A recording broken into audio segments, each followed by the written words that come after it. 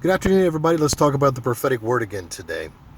You know, my wife and I, Anna, were sitting in a parking lot, and as we were sitting there, we saw a series of cars, probably like 10 in a row, pull into the parking lot. And every time one pulled in, one at a time, the Lord said, that car is mine. And the next one would pull in. It would be a different type of car, it'd probably be a truck.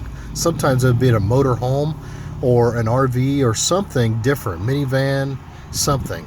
And every single time, no matter how different and who was driving it, the Lord would say, that's mine, that's mine, that's mine, that's mine. And then he led me to this scripture we're going to read in Matthew chapter 9, beginning in verse 9. Your homework today is Colossians chapter 1, by the way, too. By the end of this prophetic word, you'll understand what I mean. Colossians chapter 1 is your homework today. Matthew chapter 9, though, is where we're going to talk about.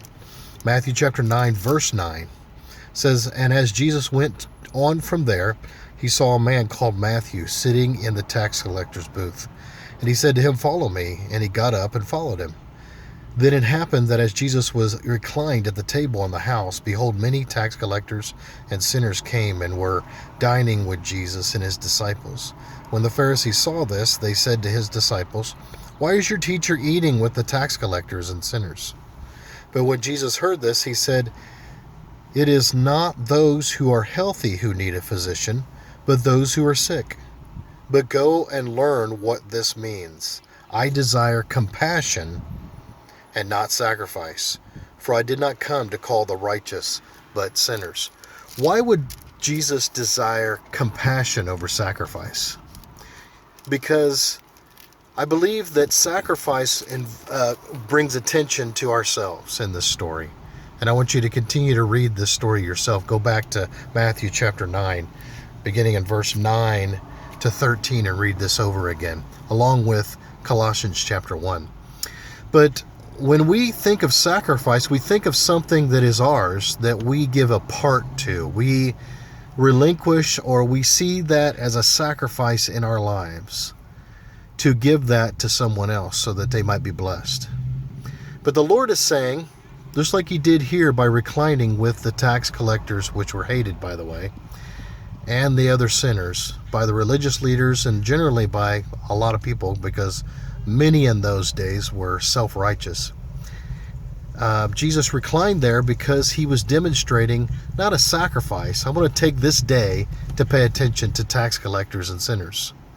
No, I'm going to take this day and this moment to recline here to show and teach what it means to be compassionate. See, again, focusing on sacrifice means we think we take from something that is ours and give to someone else. We're sacrificing something that is ours.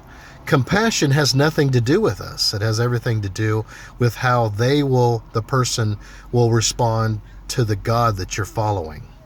If you're compassionate to them, it's going to produce a more supernatural place between them and God, a witness before God.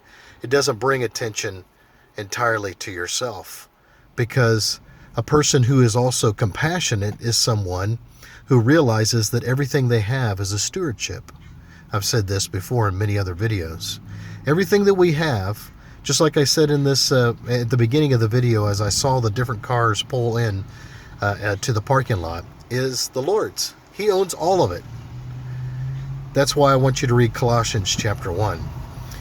And we have been given as human beings a stewardship for the things that we have.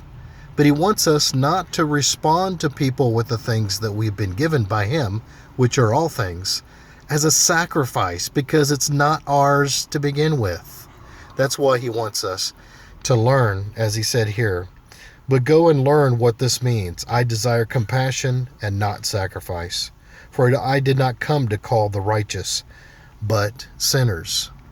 See, when someone, again, is sacrificial, they want to show their personal righteousness.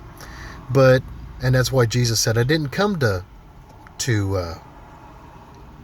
call the righteous or the self-righteous, but the sinners. And so when we are compassionate, the Lord is actually magnified. We are an instrument showing that this is something that God gave me to give to you, or God allowed me to be this way so I can be this way to you. And so that's what he wants us to do. He wants us to know the difference. And if we would know the difference, we would realize that our life would be filled full of compassionate acts instead of thinking that we're sacrificing something that was given to us in the first place. Remember that today. God bless you and have a great day.